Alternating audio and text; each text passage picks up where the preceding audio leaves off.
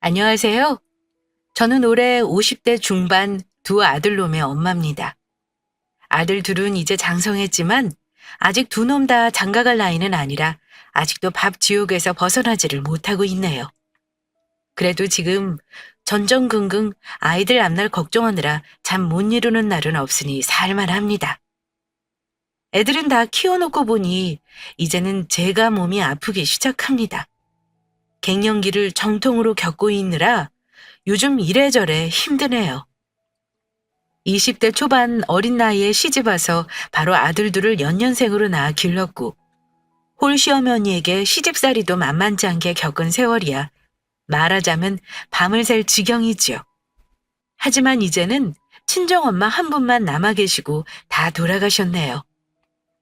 한창 때는 싸우기도 많이 했지만 지금은 같이 나이 먹어가며 옆지기와는 친구처럼 지내고 있습니다. 이게 세월의 힘인가 보다 느끼는 요즘입니다. 제 이야기는 남편과의 불화나 고부 갈등 얘기는 아니지만 길었던 결혼 생활 중 겪었던 갈등 이야기이긴 합니다. 저는 동서지간 갈등으로 마음고생을 꽤나 했었어요. 남편은 남자 형제만 셋에다 시누이도 둘이나 됩니다. 남편이 둘째이고 위로 3살 많은 아주버님이 계세요. 저보다 먼저 시집 오신 형님이 저와 동갑입니다. 형님은 그 당시 큰딸이 하나 있었어요. 그런데 제가 첫째 아이를 가졌을 때 형님이 바로 둘째 임신을 하는 바람에 낳고 나니 아이들 개월수가 2달밖에 차이가 안 납니다. 하필 제 아이가 2달이 빨라요. 형님네는 아들을 낳으려고 둘째를 가진 건데 마침 집안에 장손을 낳는 바람에 가족들의 관심과 사랑을 무척 많이 받았습니다. 그게 뭐가 문제냐 하시겠지만 그러다 보니 태어나자마자 큰형님네와 우리 아들이 늘 비교를 당하며 자란 게 사실입니다. 문제는 시어머니가 애들 어릴 때부터 형님네 애와 우리 애를 그렇게나 많이 비교를 하셨다는 겁니다. 형님과 저는 속으론 비교할지 몰라도 티를 안 내지만 옛날 분인 시어머니는 그러지 않으셨어요. 시댁에 모이면 어머니는 늘 형님 아들과 제 아들을 번갈아 보시며 비교를 하시곤 했습니다. 아이고, 동현이는 벌써 이리 잘 앉아 있는데 우리 장소는 아직 왜 못 앉아 있니? 라든가, 자는 이래 잘 먹는데 야는 이래 먹는 게 시원찮니? 라든가, 이런 식으로 사사건건 비교를 하시곤 했습니다. 그럴 때는 그냥 애들마다 발달이 다르죠 라고 대답하거나 그냥 일일이 대꾸 안 하고 넘어갔습니다. 어머니가 그러시는 거 이해는 하지만 기분이 썩 좋은 건 아니었어요. 형님네는 아주버님 혼자 외벌이였고 저와 남편은 맞벌이 부부 공무원입니다. 그러다 보니 아주버님네보다 아주 조금 더 여유가 있는 편이었어요. 게다가 저희한테 아들은 첫째였으니 아무래도 모든 새 옷에 새 물건에 투자를 많이 했습니다. 물려받을 데가 없어서 대부분 새로 사기도 했고요. 형님네는 둘째다 보니 누나에게 여자 옷을 물려 입히기도 했고 장난감이며 아기용품을 중고로 거의 쓰시는 것 같았어요. 그런데 시어머니가 보기에 제가 뭐든 새로 사는 걸로 보이셨는지 새로운 게 있으면 저한테 늘 이런 말씀을 하셨어요. 살 때 형님 것도 하나 챙겨서 사라. 너는 네 새끼 챙길 때 큰애 생각은 안 나든? 여유가 있어도 네가 더 있는데 어찌 마음 씀씀이가 그러냐? 예, 어머니. 제가 이번에는 생각을 못했어요. 형님은 필요 없다고 하실 수도 있을 것 같아서요. 다음에 뭐 살 때는 형님도 챙겨볼게요. 물론 몇 번이야 그럴 수 있다고 생각합니다.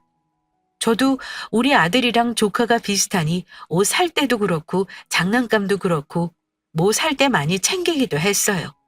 그리고 친정 부모님들이 시댁의 명절 때마다 선물 챙겨 보내실 때 늘 형님네 것도 같이 챙겨주셨고요. 암튼 이게 뭐 문제될 건 아닙니다. 그 당시 제 눈에는 조카도 참 귀엽고 예뻤으니까요. 그런데 어머니 보시기에는 늘 장손인 큰손주가 안타까우셨던 것 같아요. 형님네가 시부모님을 모신 건 아니었지만 우리 부부가 성남에 살았고 형님은 시댁과 같이 청주에 가까이 사셨기 때문에 은근히 우리 부부가 물질적인 걸 챙겨주길 바라신 것도 있었습니다. 여유 있는 쪽에서 조금 더 베푸는 거 어려운 건 아닙니다. 하지만 그게 당연하게 여겨지는 건 또 다른 문제더라고요. 아이 비교하는 거야 어머니 혼자 그러시는 거니 저는 크게 신경 안 썼어요. 문제는 근본적으로 형님과 저와의 사이가 그다지 가깝지 않았다는 거에 있었습니다. 특히 결혼 초부터 형님과 대면대면했던 건 나름의 이유가 있었습니다. 제가 결혼할 때 아주버님 부부는 동생인 저희 부부에게 한 푼도 축의금을 하지 않으셨던 게 기억납니다. 그거 알고 결혼 초부터 형님에 대한 서운한 마음이 있었던 것 같습니다. 왜냐하면 저랑 남편은 연애할 때 아주버님 결혼한다는 얘기 듣고 각자 50만 원씩 보태 축의금 드렸었거든요. 그래서 동생 결혼할 때 100원도 안 줬다는 게 제 상식으로는 좀 이해가 안 되더라고요. 뭐 어쨌든 그건 지난 일이기도 하고요. 사실 지금 생각해보니 그때 아마도 형님이 우리 부부와 본인들 처지를 많이 비교하면서 속상했을 수도 있겠구나 하고 이해가 가긴 합니다. 하지만 그때는 저도 어렸으니 그런 걸 헤아리지 못했어요. 그래서 더 가깝게 지내지 못했고요.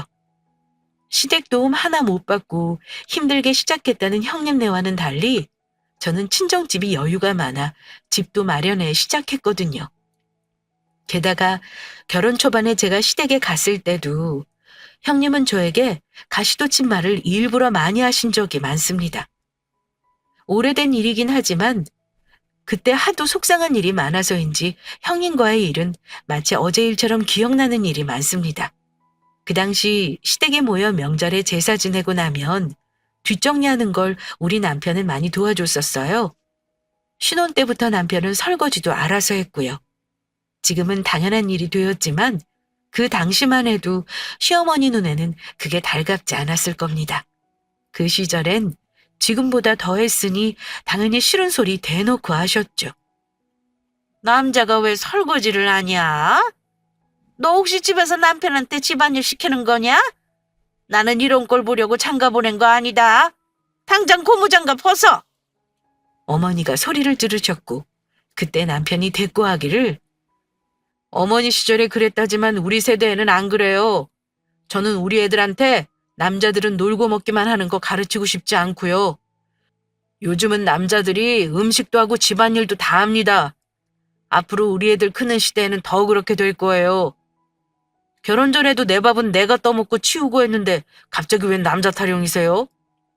이렇게 대꾸하면서 결국은 남편이 설거지를 했는데요. 그때 형님이 제 옆에서 비아냥대는 건지 진심인 건지 이런 말을 하더라고요. 와, 동서는 좋겠다. 서방님의 애처가라 결혼 생활 편하게 하네? 살짝 기분 나빴지만 그때는 결혼 초반이라 제가 뭐라 대응하고 말 것도 없이 조용히 넘어갔습니다. 집에 와서 형님이 비아냥된 것 같다는 말을 했더니 남편이 이러더라고요. 형수가 그랬다고? 아이고 참. 우리 형이 가부장적인 인간이니까 맺힌 게 많으시겠지. 형이 못 바꿨으니 내가 바꾸려고 하는 건데. 형수가 당신한테는 말이 좀 심했네. 엄마가 형이 뭐라 하면 내가 다 받아칠 자신 있는데 형수님은 좀 대하기가 어려워. 당신이 그냥 이해하고 넘어가줘. 아무래도 형수님은 어려운 게 당연한 거니까요. 아주버님이 재수 씨에 어렵듯이 말입니다. 그뿐이 아니었습니다. 명절에 시댁에 가서 일하고 있을 때 형님이 저더러 이제 부려먹을 아랫사람이 있으니 좀 편하네.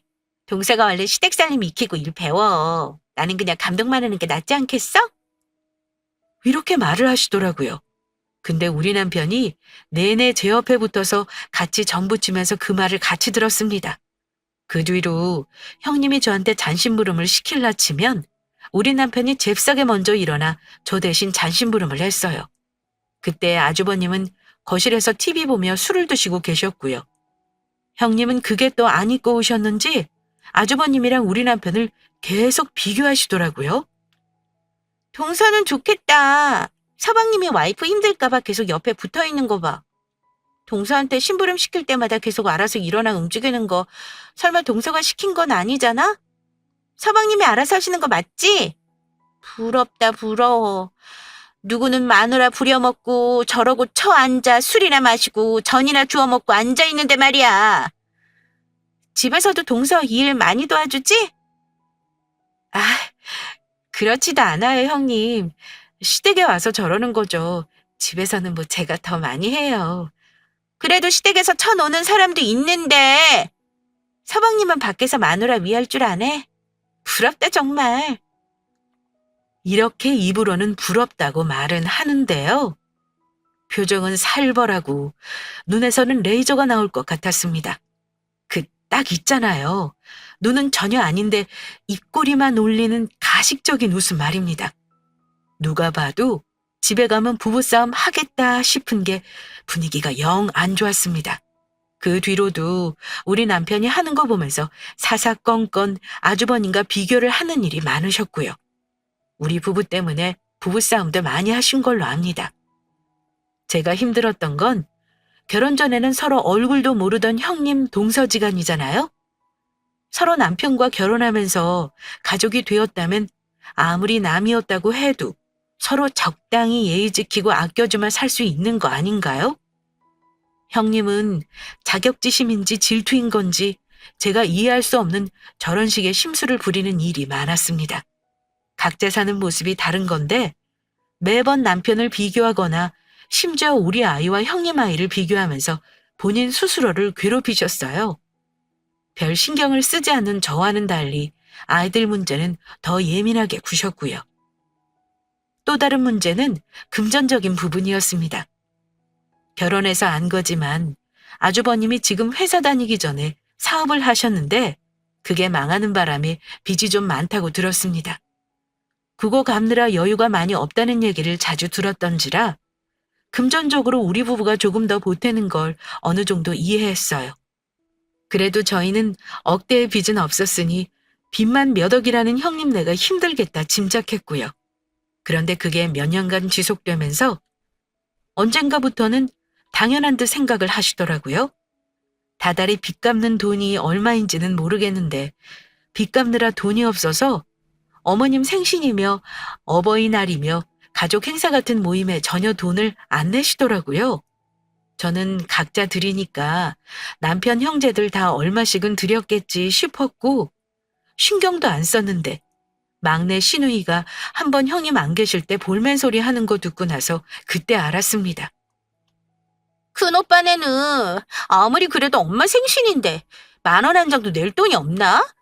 애들하고 다 같이 와서 먹기만 하고 옷 좀 입 싹 닦고 갈 수가 있대요? 나도 없는 돈에 30이나 냈구먼. 돈이 없다고 해도 이건 성의 문제 아니에요? 어머 아가씨 그게 사실이에요? 저는 형님이 따로 드리는 줄 알았는데요. 언니 몰랐어요? 오빠네 빚 갚느라 돈 없다고 지금 몇 년째 가족 행사 때 입 싹 닦고 있잖아요. 그럴 거면 아예 오지를 말든가. 아니면 따로 하든가. 뭐 처음에야 오빠 힘들까봐 그러려니 했는데 애들한테 돈 쓰는 거 보면 막 못 사는 것 같지는 않아서 좀 그래요. 사람이 그냥 인색해서 그런 거 아닌가 싶어요. 에이, 아가씨. 아무렴 정말 형편이 안 되니 그렇겠죠. 잘 못하는 사람 심정은 어떻겠어요. 너무 그러지 마세요. 저야 형님네를 감싸며 아가씨를 타일렀지만 솔직한 심정은 그때 신우말 듣고 내심 놀랐습니다. 형님이 단돈 10,000원도 안 보탠다는 건 그때 처음 알았거든요. 어머님 생신날 남편 및 도련님이랑 시누이 둘이랑 어머님 선물 해드리고 식사 대접해드리고 이래저래 들어간 돈이 각자 거의 30만 원이 들었답니다. 결혼 준비 중인 셋째 도련님도 여유가 없을 텐데 선뜻 50만 원이나 보탰다고 하고요. 그런데 형님은 한 푼도 안 냈다고 하더라고요. 나중에 유심히 봤더니 형님네는 제사며 김장이며 오긴 와서 한 보따리 싸가기는 엄청 싸가면서 정말 땡전 한 푼 보태는 게 없긴 했습니다. 정말 어려우면 그럴 수도 있겠다 싶지만 제가 보기에 형님은 참 인색한 사람이었습니다. 아이가 초등학교 갔을 때쯤 됐을 때니까 어느 정도 형편이 나아진 것 같은데도 늘 돈 없다는 말을 입에 달고 사시는 분이었어요. 그러다가 제가 한번 어렵게 이런 얘기를 꺼낸 적이 있었습니다. 형님, 이제 우리 가족들 다 결혼도 했고, 나중에 혹시 어머니 때문에 목돈 들어갈 일이 생길 수도 있으니까요. 형제끼리 매달 돈을 얼마씩 모았으면 해요. 다섯이니까 10만 원씩만 해도 한 달이면 50이잖아요. 그 정도면 너무 부담되는 금액은 아닐 것 같은데 어떻게 생각하세요? 그랬더니 형님이 하는 말이 동서, 미안한데 한 달에 10만 원 우리 형편에 너무 빠듯해. 동서한테는 내도 그만인 돈이겠지만 그냥 당분간은 형제들끼리 각자 알아서 하는 걸로 하자. 이렇게 말씀하시길래 더 얘기를 할 수가 없었습니다. 돈 10만 원도 힘들다는데 정말 여유가 없나 보다 생각했고요. 그래서 한동안은 집안 행사 때마다 각자 알아서 했어요. 물론 그때도 형님은 돈을 내지 않으셨다고 시누이들에게 건너 건너 듣긴 했습니다. 왜냐면 어머니가 딸들에게 사온 한 해 만에 이런 얘기를 하시니 시누이들이 다 알게 되더라고요. 한 번은 가족 모임하면서 이런저런 얘기를 하다가 아이들 교육 문제며 다니는 학원 얘기가 나온 적이 있었습니다. 저는 아들 둘 초등학생이었지만 태권도, 피아노 이 정도만 보내고 공부는 따로 학원을 보내지 않았어요. 맞벌이 해도 학원비가 결코 만만치도 않았고요. 그런데 똑같이 아들 둘인 형님네 얘기를 그때 듣고 내심 좀 놀랐습니다. 아니, 씁쓸한 기분이 들었다고 하는 게 맞겠네요. 형님이 저한테 우리 아이들 교육비를 묻더라고요. 동서는 아이들하고는 어디 보내고 있어? 둘이 잘 버는데 아주 빵빵하게 보내겠네. 이러시길래 제가 그랬습니다. 아니요, 형님. 애들 커가니까 맞벌이해도 둘 학원비 내려면 장난 아니에요. 지금은 피아노랑 태권도 정도만 보내고 있어요.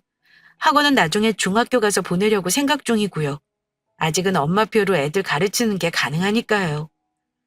그랬더니 형님이 정색을 하며 저를 가르치듯 말씀하시더라고요. 어머, 동서. 그러다 뒤통수 맞는다. 요즘 애들 학교 들어가기 전부터 영어 유치원이니 뭐니 비싼 학원 다 보내는 거 몰라? 경쟁력 있는 애들은 이미 저만치 앞서 나가고 있단 말이야. 지금부터 미리미리 영수 수학은 보내야 해. 그럼 형님 애들은 어디 보내고 있어요? 우리 큰애는 국영수가 다 시키고 있고 작은 애도 어학원이랑 수학 보내고 있지. 둘한테 드는 학원비만 한 달에 200이 넘게 들어. 동서도 지금부터 애들한테 투자 좀 해. 돈 벌어서 너 어디다 쓰니? 애들한테 투자하는 게 남는 거야. 이러면서 아이들이 지금 중학교 수준이라는 둥 자랑을 하시는 겁니다. 게다가 둘째 조카가 다니는 수학학원은 못 보내서 안달인 유명한 곳이라는 거예요. 대기자만 몇 명에 줄 서서 들어가거나 가고 싶어도 애가 수준이 안 되면 안 받아준다라요. 아이 둘에게 드는 학원비만 200이 넘는다면서 한탄 아닌 한탄을 하시는데 그때 뭔가 참 씁쓸했습니다. 저는 형편이 어렵다는 형님이 애들 교육비에 200이 넘게 쓰시는 게 살짝 충격이었어요. 정말 형편이 어렵다면 애들 학원도 못 보내는 게 맞잖아요. 자기 자식들은 돈 처발라가면서 비싼 학원 다 보내는데 부모 생신상에는 돈 10,000원 내기도 힘든 건지 말입니다. 형님 얘기 듣고 나니까 그전까지는 형님네 사정을 이해해보려고 애썼던 마음이 차갑게 식더라고요. 그런데 그 얘기를 같이 듣고 있던 셋째 도련님이나 시누이들 표정이 별로 좋지 않았습니다. 나중에 시누이가 저 따로 앉아서 둘만 얘기할 일이 있었는데 첫째 형님네 욕을 하더라고요. 빚 많아서 애들 먹을 것도 제대로 못 사준다고 죽는 소리 하더니 그건 아닌가 봐요? 아니 아직 초등학생인 애들을 돈 100만 원씩 들여가면서 그렇게 왜 보내는 거래요? 아우 큰오빠도 그래. 맨날 돈 없다 할 게 아니라 애들 교육비부터 줄여야죠. 우리 오빠지만 정말 답답하다 답답해. 이러는데 거기서 제가 같이 욕을 할 수는 없잖아요. 그래서 신우이 역성을 들지는 않았습니다. 아유, 아가씨, 그만하세요. 아가씨가 애가 없으니까 잘 모르나 본데 자식 있었으면 아가씨도 그렇게 보냈을지도 몰라요. 저는 제 수준을 아니까 일찌감치 비싼 학원 보내는 건 포기한 거고요. 언니, 모르는 소리 하지 마세요. 제가 듣기론 큰오빠 처갓집에 행사 있을 때는 할 거 다 한다고 들었어요. 처가 식구들은 다 챙기면서 우리 집에만 왜 저리 야박했는지 모르겠어요. 그냥 돈 안 내는 걸 당연하게 생각하는 것 같아요. 호의가 계속되면 권리인 줄 안다잖아요. 별거 아니라 할 수도 있지만 이런 일로 나중에 형제들도 다 등 돌릴 수 있는 거라고요. 애들 학원비 낼 돈으로 빚이나 갚던가요. 어우, 답답해. 신우이 얘기를 듣고 나서는 형님이 다시 보이더라고요. 솔직히 형님 동서지간이 그리 친하게 지낼 사이는 아니라지만 많이 서운하긴 했습니다. 형님네는 점점 세월이 흐르면서 가족들 사이에서도 인심을 잃고 마지로서의 역할도 잘하지 못하셨습니다. 시간이 흘러갈수록 가족 간의 우애가 돈독해지기는커녕 더 멀어지기만 했었죠. 아이들은 초등학교, 중학교를 졸업했고 고등학교에 입학하게 되었고요. 그 즈음 시어머니가 돌아가시면서 예전처럼 가족들이 다 같이 모이는 일도 뜸해지게 되었습니다. 다만 부모님 제사는 형님 내외가 모셨던지라 딱 추석과 설날에는 가기도 싫어도 형님네 식구들을 봐야만 했습니다. 제가 물려받는 거 달가워하지 않으셨지만 형제끼리 십시일반 돈을 모아 제사비는 늘 형님에게 드렸고요. 시어머니가 살아계실 때보다 얼굴 볼 일 없으니 솔직히 저는 좋았습니다. 가까이 살지 않으니 자세한 사정을 저도 잘 몰랐지만 신우이에게 가끔 들리는 소식으로는 형님은 두 아이에게 거의 올인을 하시다시피 하며 애들 입시 준비에 열을 올린다고 들었습니다. 큰 조카는 먼저 입시를 치렀는데 안타깝지만 인서울은 실패하고 집에서 가까운 대학 간호학과에 진학했더라고요. 큰 조카 고3일 때 형님이 어찌나 예민하셨는지 그 해에는 거의 가족들이 모이지도 않았습니다. 형님이 남은 둘째 아들에게 거는 기대감은 엄청나더군요. 저는 두 아들 중 막내는 일찍부터 공부에는 취미가 없었습니다. 그나마 큰아이가 공부를 곧잘 하긴 했습니다만 굳이 명문대 진학을 목표로 하지는 않았고요. 나름 고등학교 때부터 본인이 하고 싶어 하는 게 있던 아이였습니다. 저나 남편이나 공부를 해본 경험이 있는 사람들이니 한 가지 알고 있는 게 있었어요. 아무리 내 자식 공부를 위해 부모가 애쓴다 한들 결국 공부는 본인이 해야 한다는 거 말입니다. 그래서 아이가 원하지 않는데 억지로 뭔가를 시키지는 않았습니다. 공부를 뛰어나게 잘한다면 부모로서는 너무 고마운 일이겠지만 그렇지 않다고 해서 내 자식이 밉거나 부끄럽지는 않습니다. 그런데 저의 이런 생각을 마치 공부 못하는 패배자의 마인드라고 깔아뭉개며 자존심을 상하게 했던 일이 있었습니다. 한창 입시 준비로 바쁠 때 형님네와 가족 모임을 한 적이 있었는데요. 그때 형님에게 한 방 세게 얻어맞은 일이 기억이 나네요. 우리 아이도 그렇고 신우나 형님 아이도 그렇고 입시 준비를 하는 또래 형제들이 많아 대화 주제도 당연히 입시나 아이 공부 쪽으로 기울더군요. 어느 집이고 아이들 공부 때문에 안 힘든 집이 없었습니다. 형님도 아이 성적 타령부터 늘어놓으셨으니까요. 동선의 애들은 잘하고 있어? 우리 동우는 이번에 성적이 잘 나와서 너무 다행이지 뭐야? 역시 학원에 돈을 들이는 만큼 효과가 있나 봐. 이 정도로만 하면 스카이는 충분하다 그러네? 좋으시겠어요, 형님. 조만간 우리 집안에도 경사 나겠네요. 동선의 애들은 어때? 동현이 어릴 때 공부 곧잘 했잖아. 지금도 잘하지? 중간 정도만 해도 고맙죠, 뭐. 동현이는 공부보다는 지금 따로 하고 싶은 게 있다고 하네요. 공부가 억지로 시킨다고 되는 것도 아니고요. 그래도 그렇지. 그럼 지금 학원도 안 보내는 거야? 아니요. 동현이가 원하는 거 한 군데만 보내고 있어요. 뭐? 부모가 어떻게든 애 뒷바라지 하는 데까지 해줘야지. 애 말만 듣고 맡기는 사람이 어딨어? 동서는 가만 보면 애 교육에 너무 무관심하더라. 그러니까 애들이 경쟁에서 자꾸 뒤처지는 거 아니야. 지금은 몰라도 나중에 커봐. 빈부격차가 어디서 오는 줄 알아? 학력 격차에서 나오는 거야, 동서. 나중에 후회하지 말고 내 말 들어. 지금이라도 얼른 학원 보내. 동우처럼 공부를 잘하면야 돈을 드리겠지만 공부는 본인 스스로 하는 거니까요. 우리 애들은 공부에는 영 취미가 없나 봐요, 형님. 형님은 목에 핏대까지 세워가며 자녀 교육이며 학력이 얼마나 중요한지에 대해 한참을 혼자 떠드셨습니다. 웃으며 얘기했지만 사실 기분이 썩 좋지는 않았습니다. 자식 키워보신 분들은 다 아실 겁니다. 자식 키우는 게 정답이라는 건 없다는 걸요. 공부에 올인하고 좋은 대학 보내서 좋은 회사 들어가는 인생만이 성공한 인생이라고 할 수는 없지 않나요? 하지만 형님은 마치 자식 교육에 올인하지 않는 부모는 나쁜 부모라도 되는 양 얘기를 하고 우리 아들이 실패한 인생이라고 여기는 듯 했습니다. 애들을 키워놓으니 공부 잘하는 게 그렇게 자랑거리가 되는 건가 봐요. 저는 공부 얘기하자면 어디 가서 절대 자식 자랑은 못할 수준입니다. 우리 큰애와 동갑인 형님 둘째 아들은 얘기 들어보니 정말 공부를 잘한다고 하더라고요. 결국 대학 입시에서도 좋은 성적을 내고 소위 명문대 공대에 입학했습니다. 그때는 형님 어깨가 거의 하늘로 솟아올라 있었죠. 반면 우리 아들은 인서울 겨우 했지만 그마저 다니다가 군대 다녀오더니 중퇴하더군요. 그때는 저도 둘째 입시 신경 쓰느라 정신없던 와중이었고 아들은 이제 성인이니 본인 인생을 스스로 책임져야 한다 생각했습니다. 걱정이야 당연히 했죠.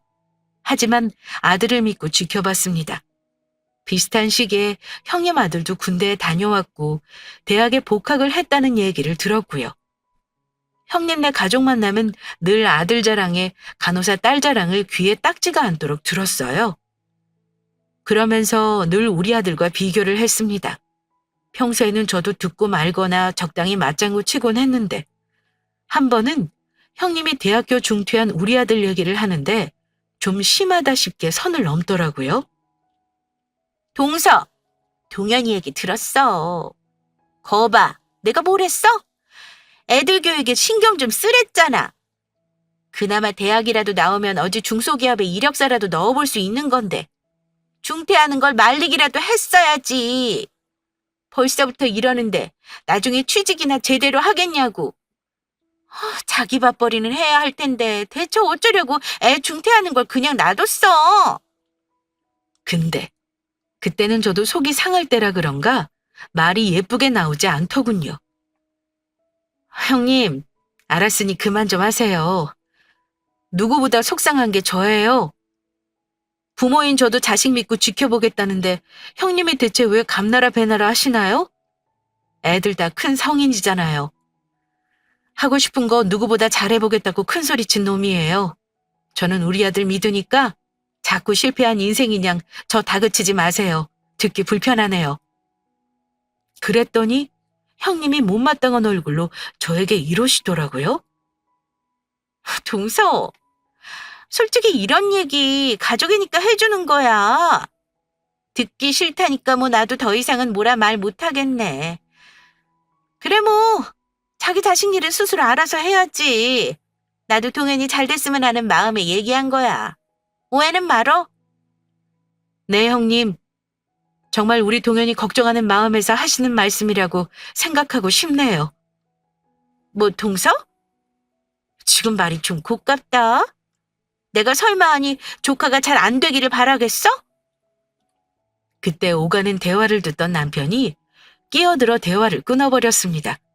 저도 속상했지만 더 이상 형님과 얘기하고 싶지 않았고요.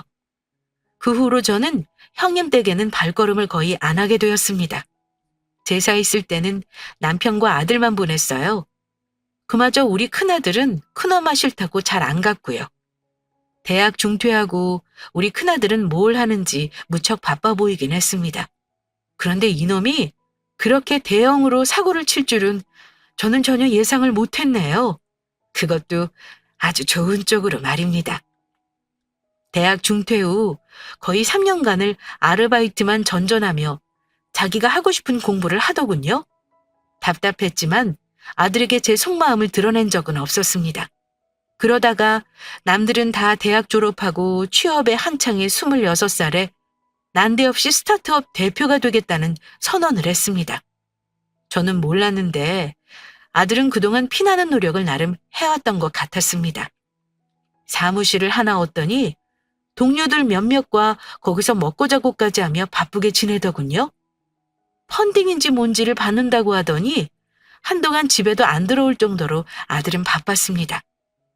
잘은 모르지만 뭔가 일이 잘 되어가고 있다고 하더군요. 그러기를 1년째 사무실을 좀 더 좋은 오피스텔로 옮긴다며 저에게 와서 자리를 봐달라고 하는 겁니다. 다른 건 못 도와줘도 그런 건 도와줄 수 있으니까요. 그런데 아들이 대표라는 사무실에 가봤더니 세상에 제법 회사처럼 구색을 갖춰놓고 있는 거예요. 솔직히 그때 아들한테 놀랐습니다.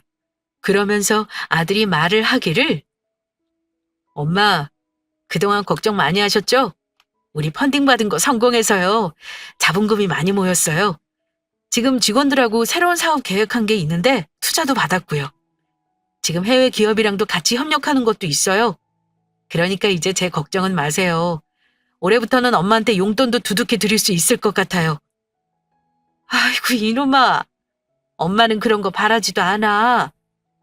너 혼자 그동안 얼마나 애썼니? 엄마는 이렇게 잘하리라고 언제나 믿었다. 그 해가 시작이었던 것 같네요. 아들 사업이 승승장구하기 시작했습니다.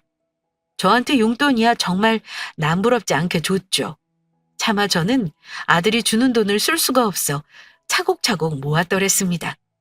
2년 후에 아들은 5층짜리 상가 건물 하나를 매입하더니 그리로 회사를 옮겼습니다. 맨 위층에는 본인이 거주할 목적으로 매입했어요. 그리고 고생한 엄마 아빠에게 드리는 선물이라며 세컨드 하우스도 마련해 줬습니다. 둘째 아들은 대학 졸업 후 취업 준비하고 있었고 큰아들은 잘 나가는 회사의 사장이 되었고요. 솔직히 말해 열아들이 안 부러웠습니다. 저는 형님에게 굳이 이런 걸 말 안 했습니다. 1년에 한두 번씩 얼굴 볼 일은 어쩔 수 없이 있었지만 매번 아들 자랑에 우리 아들 깔아뭉개는 거 듣기 싫어서 말 아끼고 할 일만 하고 올라오곤 했었어요. 그런데 그해 명절에 형님이 난데없이 가족들을 전부 소집을 하는 겁니다. 축하할 일이 있다면서요. 축하할 일이라 봤자 자기 자식 자랑밖에 더 하겠나 짐작은 했어요. 크게 한턱을 쏘시겠다는데 먹어주는 게 예의일 것 같아 이번에는 바쁘다는 애들 다 데리고 애들 큰 집에 내려갔더랬습니다. 오랜만에 만난 막내 서방님, 신우인의 가족들이 서로 안부 묻고 인사를 나누었죠. 그래도 오래간만에 만나니 참 좋더군요. 세월이 흘러 조카들도 다들 장성해 사회에서 한몫하는 사람들로 성장해 있는 거 보니 뿌듯하기도 했고요. 그런데 유독 형님이 기분 좋아 보이셨습니다. 뭔가를 자랑하고 싶어 입이 근질거려 하는 모습이셨죠? 아니나 다를까 형님이 가족들 다 있는데 이러시더군요. 이번에 우리 동우가 다들 아는 대기업에 입사했어요. 취업 준비하느라 그동안 많이 힘들었는데 이렇게 번듯한 회사에 들어가게 됐네요. 가족들한테 소식도 알리고 한 끼 대접하려고 이렇게 자리 마련했어요. 시누이도 그렇고 다들 축하의 말을 건넸습니다. 저도 마찬가지였고요. 그런데 형님이 제 인사를 받고 나서는 이러시는 겁니다. 동서, 봤지? 명문고의 명문대가 이런 결과를 내는 거야. 동서는 그동안 어찌 지냈어? 소식을 통 못 들었어. 아예 자식들 얘기는 꺼내지도 못하게 한다며? 이제는 좀 편안해졌나 보네. 이렇게 오는 거 보니까 말이야. 그래, 동현이는 요즘 뭐 하고 있어? 마치 마라톤에서 이기기라도 한 것처럼 의기양양해하며 저에게 말하는 형님을 보니 참 다른 의미로 씁쓸하더군요.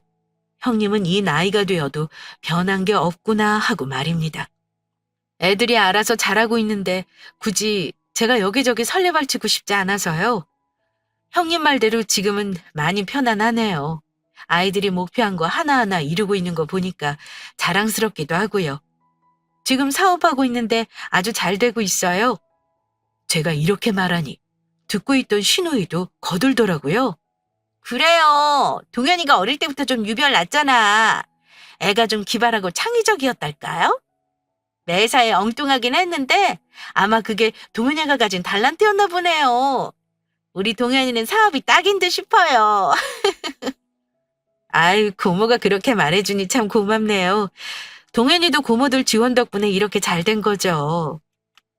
그러자 형님은 그게 또 질투가 나셨나 봅니다. 사업? 아유, 아서라. 요즘 사업하다가 망하는 사람이 한둘인 줄 알아? 개나 소나 창업이 뭐냐 하다가 1년도 못 가 나가 떨어지잖아. 그저 월급 받는 회사원이 제일이야. 직원 복지도 좋고 정년 보장된 대기업이 최고지. 우리 아들은 벌써부터 선짜리 들어오고 난리도 아니야. 동서 혹시 모르니 조심해. 동현이 돈 대주다가 같이 망하지 말고. 아유, 동현이도 대학 졸업하고 대기업 들어갔으면 얼마나 좋아? 그러길래 내가 자식 교육 투자 좀 잘하라니까. 시작부터가 달라지잖아. 안 그래? 형님이 이 말만 안 했어도 저 그냥 아무 말 없이 그냥 넘어갔을 겁니다. 그런데 또다시 우리 아들을 실패한 인생이라는 듯 말하는 건 더 이상 못 참겠더군요. 그래서 저도 그때부터는 머리에 떠오르는 대로 대꾸해버렸습니다. 솔직히 형님이 너무나 꼴보기 싫고 얄미워서요. 형님, 모르는 소리 하지 마세요. 시작이 다르다고요? 하긴 그렇긴 하네요. 월급쟁이랑 매출 몇십억 기업이랑 어찌 비교를 하나요? 우리 아들은 벌써 회사 오너까지 됐는데요. 해외 유명한 기업 투자까지 받아서 앞으로 더 잘 나갈 일만 남았고요. 그나저나 동우는 이제 취직해서 언제 돈 모아요?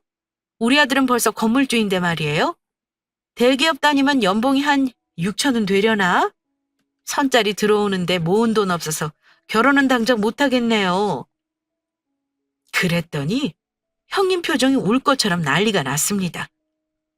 동현이가 그렇다고? 사업을 뭘 하길래 그렇게 돈을 잘 번대? 동서는 좋겠네. 아니 뭐 조카가 잘 되면 좋은 거지. 언제 건물을 샀대? 떨리는 목소리로 묻는 형님에게 보기 좋게 한 방 먹여드렸습니다. 모르셨어요? 벌써 작년에 5층짜리 상가 건물 매입했어요. 저 집도 이사 갔고 세컨드 하우스 꾸미는 재미에 요즘 너무 즐겁네요. 아차, 이럴 게 아니라 언제 한번 우리 식구 다 초대할게요. 그때 형님도 꼭 오세요. 뭐, 그래, 가봐야지. 나는 사업한다길래 무슨 조그만 구멍깨가 같은 거나 하는 줄 알았지 뭐야. 동서 좋겠다. 그동안 아들 때문에 마음고생 많았잖아. 마음고생이요? 아니요. 저는 마음고생이라 생각 안 해요. 우리 동현이 엄마 속 썩인 적 없어요. 믿어달라고 하기엔 믿어줬고요. 하고 싶다는 거 반대하지 않았고요. 형님, 사람 인생이 명문대 나와 좋은 회사 들어가는 걸로 성공 여부를 따질 수는 없는 거 아닌가요? 저는 아들이 하고 싶은 일 하면서 행복하면 그게 성공한 거라고 생각하네요. 형님하고는 생각이 좀 많이 다르겠지만요. 그러자 시누이들과 다른 가족들은 난리가 났습니다. 시누이들도 그 정도로 우리 아들이 잘 나가는 줄 몰랐을 테니까요. 시누들은 그때부터 우리 아들을 아주 입이 닳도록 칭찬했습니다. 우리 동현이 너무 잘 됐다. 거봐, 나도 우리 동현이 잘 될 줄 알았다니까. 언니, 새로 마련한 집, 거기 우리 언제 가볼까요? 말 나온 김에 다음 달 구경을 가는 거 어때요? 저야 언제든지 좋죠. 날 한번 잡아볼게요. 신우 둘이서 수선을 떨며 좋아하는데 이상하게 형님은 점점 똥 씹은 얼굴이 되어가더군요. 아마 속이 뒤틀렸겠죠. 아들 자랑하려고 부른 자리인데 단번에 주인공이 바뀌어버렸으니 말입니다. 그러다가 신우이가 저한테 용돈을 얼마 받느냐길래 300씩 받는다고 했더니 형님은 거의 울려고 하시더라고요. 충분히 형님은 놀려먹은 것 같아서 그쯤에서 그만하기로 했습니다. 그때 하필 아주버님과 남편은 자리에 없어서 대화를 듣지 못했다는 게 아쉬울 지경이었습니다. 속이 다 후련하더군요. 그동안 형님 잘난 척과 못된 질투에 늘 당하기만 하다가 한 방 제대로 먹인 것 같아서 말입니다. 그날 저는 형님이 준비한 갈비며 잡채며 실컷 다 먹고 아이들과 집에 올라왔습니다. 그날 이후 1년 지난 지금까지 형님은 모이자는 연락을 한 번도 하지 않으십니다. 아마 그날 자존심이 무척 상하신 것 같아요. 나이 먹고 똑같이 대응하는 것 같아 저도 마음이 좋지는 않긴 했습니다. 아마 형님이 제게 느끼는 열등감이 뭔가 있으셨던 게 아니었나 싶어요.